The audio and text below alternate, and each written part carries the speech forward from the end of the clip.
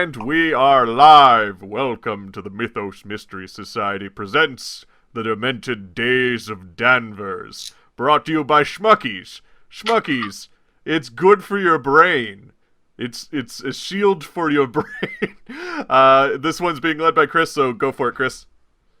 That's me. My name's Chris. I am your keeper today, and we will be bringing you down to Danvers Lunatic Asylum, and it'll be a great time set in the 1920s. I'll be your keeper, as well as many characters. And I'm going to hand it over to Ty. Ty, tell us about yourself a little bit. I am Ty. You can find me here and on Twitter at Ballroom Brawler. I am on the Mythos Mystery Society here. I am also on Dice Priori on Tuesdays, where I run Dragon Heisters, co-ran Dragon Heisters, and occasionally on variant roles here or there for random games. And that's it for me. Who are you playing as? Oh, I'm playing as Murphy Bracco, the boxer. Who the hell are you? and Davey. That's me. I'm Dave. I'm on here. Don't have a Twitter. You can't really find me anywhere else. The only things I really have to update as far as stuff that I've done is if you're on Twitch, if you scroll down, you'll see a new link to our website, which is just a fun website I made to just show off the artwork that I've drawn for stuff. So you can see all that there, and then there's links to, like, other things down there, too, like merchandise. Hey, that'd be fun. But yeah, if you're on YouTube, I'll post a link in the comments, and if you're on podcast, well, I don't know what to tell you. Listen to my website. Podcast is so good. It good. Doesn't unfortunately have like a URL, like a custom URL or anything, because I just made it for free on Wix. So you find the link somehow. I don't know. And then as far as tonight goes, my name is Sebastian Goodsir. I'm a librarian, and my uncle has checked. Well, we'll get to that in a moment, won't we? And yeah, that's me. Excellent. Our merch includes great t-shirts, say Mythos Mystery Society, different variations of that, insane ones, 1920 classic, tank tops, and Ziploc bags of Ty's chest hair. So feel free to purchase those at a moderate price. It's a little steep, but it goes to a good cause. It goes to getting more hair on Ty's chest. I don't know what it is. He's basically a sheep. we right, shear him for sweaters. So to set the scene for everybody else, not too long ago, what I had sent via messages to the gentleman is Sebastian had received a letter from his uncle, Larry Coswell. Larry, a very famous explorer. Not really the explorer, but more with the band, you know. He was just that guy. He was the guy that took did all the research, wrote all the notes. Very low on the combat and the heavy, adventure parts, but he did all the research, went on the expeditions, world-renowned for his research. But after his last trip, he saw something that shook him up just a little bit too much and hit him to the core, and he checked himself into Danvers State Hospital, which at the time was at one point renowned for its health care and its mental care. So he voluntarily checked himself in to improve himself, and he sent a letter to Sebastian. Sebastian, do you have that letter? As he pulls it up, that letter was sent, followed by another letter immediately. He'll read both to you. But we're set in the late fall in the early 1920s. Leaves are just starting to change color. Some are falling to the ground during this autumn season. There's a bitter chill in the air, as it's also set in Massachusetts as well. Occasional rain. In fact, today it happens to be that light sort of rain. All right. You have that letter up? Yep, I have. Go ahead. This letter comes in an envelope that looks hurriedly written and scribbled, kind of crumpled up, and the paper itself is very crumpled up, as if it's been balled up and hidden and eventually unraveled before it was sent. Go ahead, Dave.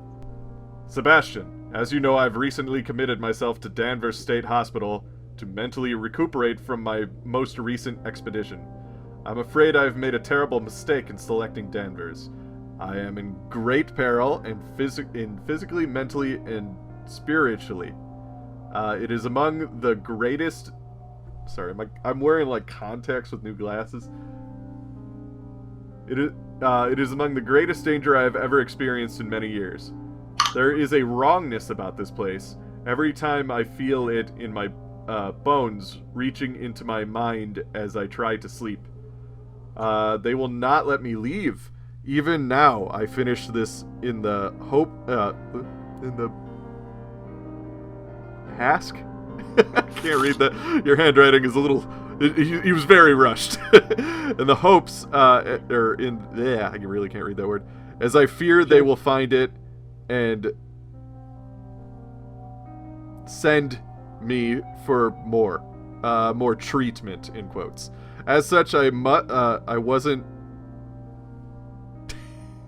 Here, I can finish it for you. Yeah, go for it. Sorry, it's these glasses in my contacts. Sure, no problem.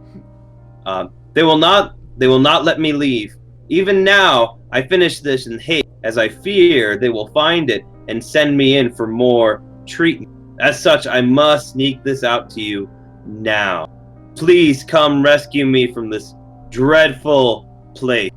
Do not come alone, as that may have been my greatest and most grave and fatal error. Uncle Larry.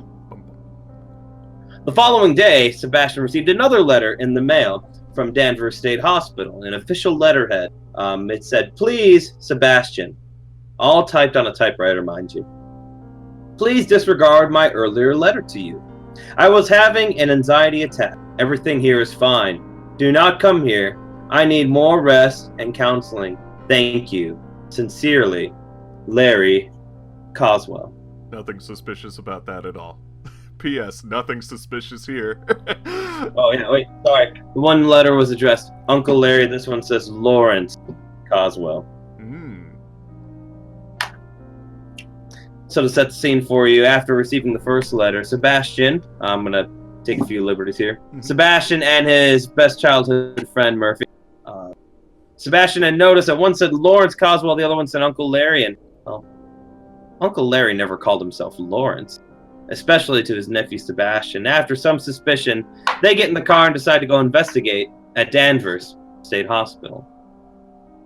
As they drive up the long, winding road, it looks like a medieval castle. It's enormous and in brick and Gothic architecture, and the roads are slick and wet with rain. As autumn, colors start to change. As they drive up the long, winding road, they see evergreen trees that just look sad, and somehow it's raining, yet they look deprived of water. Fruit trees, apple trees, apricot trees, all that should be ripe with fruit ready to fall, look brown and withered, the fruit somehow diseased, either upon the ground or upon the trees. Who's driving the car? Probably me. Excellent. Make a drive check. Ooh, that's guess what I don't have. Or drive auto. I got a 38, which does not pass. You see one of the trees, and the trees looks like it's hanging in the fruit, dried and brown, looks like staring at you, watching you. As you look there, you feel a sudden force, like a strong wind, hit the back of your car, and the back of your car starts to spin out. And as you hit a nearby tree, you and your partner take 3 force damage as your car impacts the tree. Okay. Fuck you doing, Goody? You gotta pay attention to the road, man. I think I was paying attention. I didn't see what happened. Are you okay? Are you okay, Murphy? Yeah, this place is just a fucking bummer. Oh, jeez. I guess I'm gonna kind of look over the hood. Does the car seem like it's not gonna, like, if I try to back up, is the car responding to my... Sure, you impacted, yet the back of your car is what slid out, and it's actually the what kind of car are you driving? Tell me that first. It's a 1920s car. It's got a hood. I don't know models or anything off the top of my head. No problem. 4-door, 2-door? 4-door. Yeah, because I have a family, so this is my family car. So your rear driver's side door is completely crushed. Oh, the car's still able to drive. You're a squeak from that wheel, and it seems a little bit harder to push, but it's certainly drivable still. Okay. Well, how far is the walk from here? It's not a far walk. Your car's still drivable, but you could certainly walk probably another, I don't know, quarter mile. It's a long drive up there. Okay. Well, I will press on then. So I will back the car up and then go back down the road. As that wheel squeaks and wobbles, you feel a little pull from it, but you continue to drive and you pull up to the front door, Danvers State Hospital, which is a real hospital, mind you. This is based Although maybe some of it seems fictional, this is a real state hospital and lunatic asylum that operated within the United States. You exit your car, and everything, the building, the trees, cement even, somehow it all just feels and looks drained. It looks washed out. Everything seems to blend together as if it's almost kind of hazy. You see Danvers State Hospital. You see a reservoir. If you look out and then you look, let's say Danvers is north of you right now. If you look over to the east, you see first a giant reservoir where there are trees surrounding it and a big pool of water. But where you think it would be, when you drive by water, sometimes it looks blue, sometimes it looks kind of brownish. This is a distinct gray, which looks really odd against the countryside. And there you see, brand new to the Danvers State Hospital, the amphitheater that they built for outdoor events and new activities. One of the pride and joys that they've recently shown to the public, and the public knows about. So this giant, brand new amphitheater right alongside the reservoir. And now, you open the door, and immediately you can feel the air. It tastes stale. Something not right over here. And as you open the door and you look inside, both of you, please make a power check. Oh, okay. 69 out of 70. Hey, the funny number. Hey, first time. Starting good. Got 10 out of 60, so I pass. You both pass? Yeah. You each take 1 sanity damage. It's a chill. You open the door, the stale air hits you across the face. It's cold. Everything seems lifeless. You smell antiseptic, barely covering the smell of feces. Everything seems freshly mopped and shiny. It's new and old. You see the old underneath the new. Everything's browning somehow. No matter what color it was, the green tile on the floor seems to start turning brown. The white tiles that alternate along this floor are turning brown. The stale gray walls, even the gray desk, this welcome desk you're about to approach, everything just seems slightly off. I turned to and Murphy. Did my uncle know it looked like this when he first checked himself in? I can't imagine anyone checking themselves in here looking like this shithole. Yeah, this is it's a bit strange. And then you said there's a welcome desk? Yep. Is there I was going to ask, what do you guys do? Yeah. Well. I turned to is there somebody behind the welcome desk, or is it just empty right now? There's someone there. There's somebody there. I turn to Murphy and I go, Murph, I don't know how this is going to go down, but I'm going to try and do the talking, but if you see something, jump in and save me, okay? You're good at that, buddy. You got it, bud. Alrighty, and I walk up to the desk, not super confident or anything, but just a little bit, I don't know, I guess with a slight downness to me because I know my uncle is in here and I'm upset about it and the whole situation. But I walk up to her, her? Her, yes. Her. So you both stepped in? Yeah. I'm a little bit behind. Yeah, Great. He just kind of floats. Yep. Excuse me, goodness. You're both out of the doorway before you get to there? Yeah. The door shuts. Make a Constitution check. Oh, God, I passed it on the spot. I got 65 out of 65. I did not. I got 73 out of 70. Great. Sebastian, as that door shut, you feel cut off from the outside, and I don't know, it feels like someone's watching you. Yet there's no one in the waiting room except for the nurse behind the desk who's busy with her work. I'm gonna just kind of fix my jacket and walk up to her. So, good miss. Hello, please sign in on the clipboard, please. Yes, actually, about that. I guess I take the clipboard anyway, but I'm not gonna start signing it yet. I'm one of the patient's nephews, and I was curious if we were able to visit him. I received a letter from him not too long ago. There's no one scheduled for pickup today. Oh no, we didn't want to pick him up. We just wanted to check in on him, if that's okay. Patient's name? Well, I guess I'll try and go with the, Larry, Coswell, right? It was Coswell? Yes. Okay, yeah. Larry Coswell. Oh, Lawrence? We have a Lawrence Coswell. Yes, that's the one. Yes. Lawrence Coswell. Apparently he's been transferred to the J ward. I'm sorry, he's not available for visiting today. Well, what does that mean? He was transferred to the J ward. Look, who are you? I'm Sebastian Goodsir.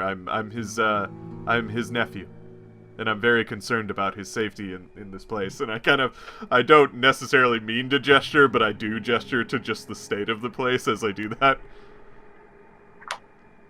Look, his file says only immediate family is able to view him today, so or able to view him at all. And yeah, I don't know if I can get you in.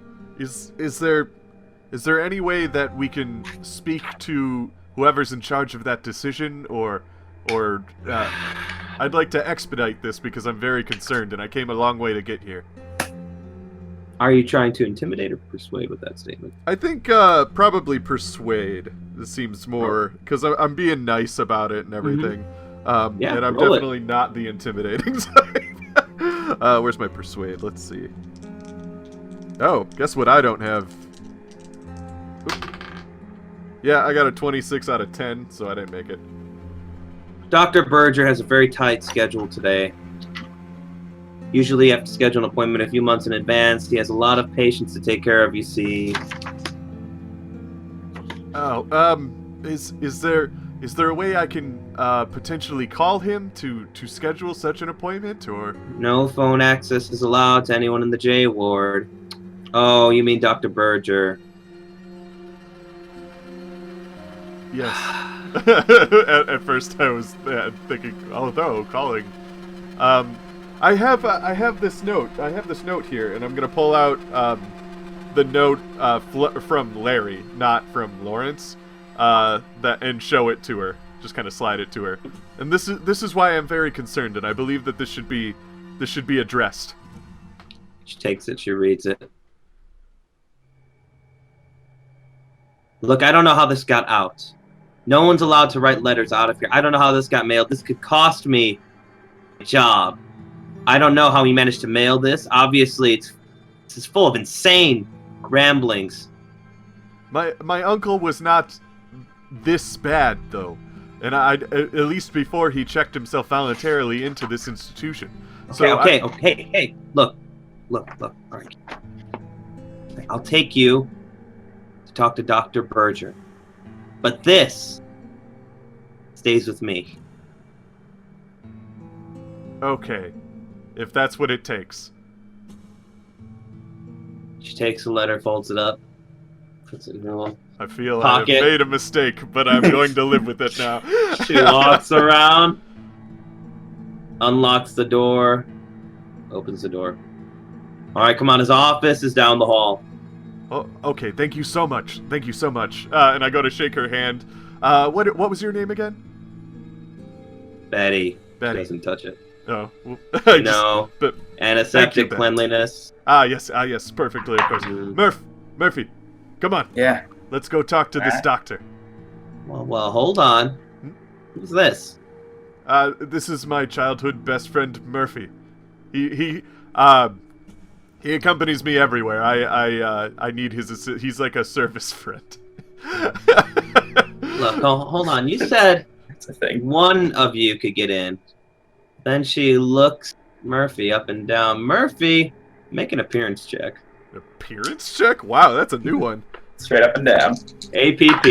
That's a good one. Yeah. It's a 30. It's a 35 out of 50. She touches your chest just a little bit. Obviously, she wouldn't touch him. So firm. You're that boxer I've seen down in the ring locally. When I see you fight, the way you move, the way your muscles. Yes, he's a rather big boy. I don't get that what she's trying to do. It's yeah. Thanks. I always appreciate a fan.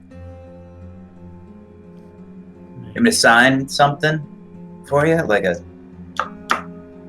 Make a persuade check, but also tell me what you're trying to persuade her with to let you in.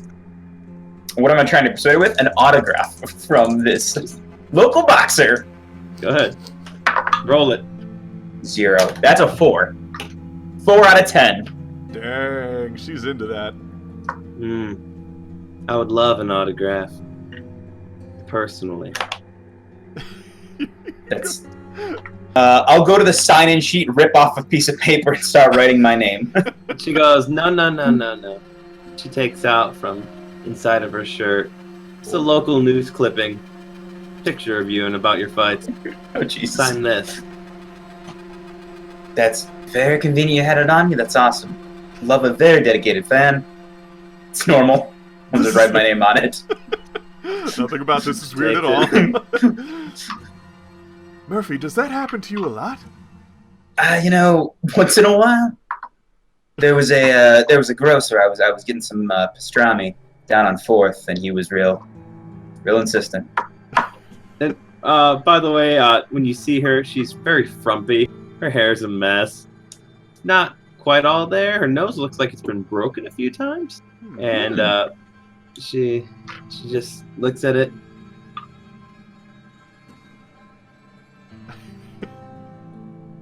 All right, follow me.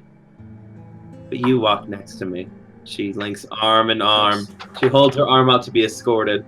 I go by to Murphy. As you two start walking, I go to try and loop arms, but you already start walking. It's like, oh, okay, this is fine. I'll offer my arm for Sebastian on the other side. Excellent. Make a spot hidden check, Both of us? Mr. Murphy. Oh. 54 out of 65. I'm actually good at that in this game. Because why would I not be? You notice that her nose has been broken a few times as you link arms with her. She takes her hair and puts it behind her ear. At least what's left of it. Because it looks like the top half has been bitten off. Anyway. Sure. You both begin to walk down the hallway. Now, Danvers is a bit overpopulated right now, especially with major outbreaks of just people coming in from town, just seeming like zombies, walking around as if they've lost their minds. And the lowest security is in this hallway that leads to Dr. Berger's, and everyone's just kind of floating around, walking. But the patients again look like drained, zombified husks of what they used to be, walking around in white gowns. Everyone make a sanity check. Ooh. Both of you, please. It's not gonna do it. It's a 96. It's very bad. 45, I got it. So, Sebastian, you're just walking down. You see a few pictures. You continue down the hallway, but Murphy, as you're trying not to look at the woman that's next to you, accidentally lock eyes with one of these patients. These deep, dark, empty pools. And you fall into them. As they say, "You're not supposed to be here. You're not supposed to be here." And he keeps walking up to you to the point to where he's yelling and spitting on your face. "You're not supposed to be here!" And you feel like you pass out. Just for a moment, you lose one sanity.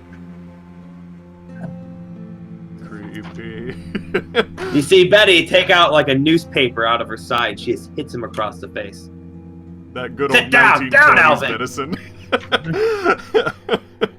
Sorry, I'm so sorry, Murphy. Sometimes these patients, this is why they're here. Just a little bit of crazy. I've been through worse. Wipe this bit off. I fixed my tie because I'm nervous, and I also don't appreciate how she handled that situation because my uncle is here.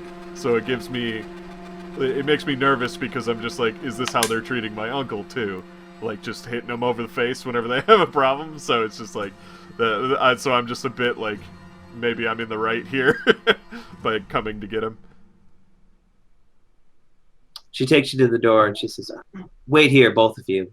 She knocks on the door, and it's a knock in a certain rhythm.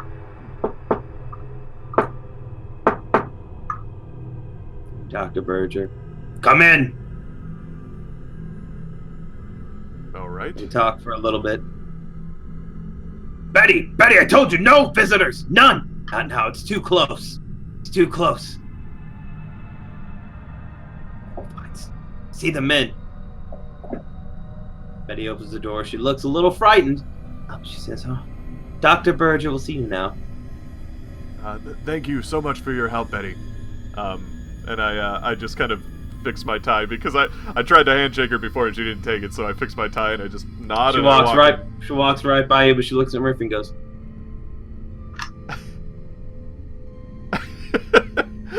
and walks all the way down the hall back to her desk, leaving you at an open door to an office.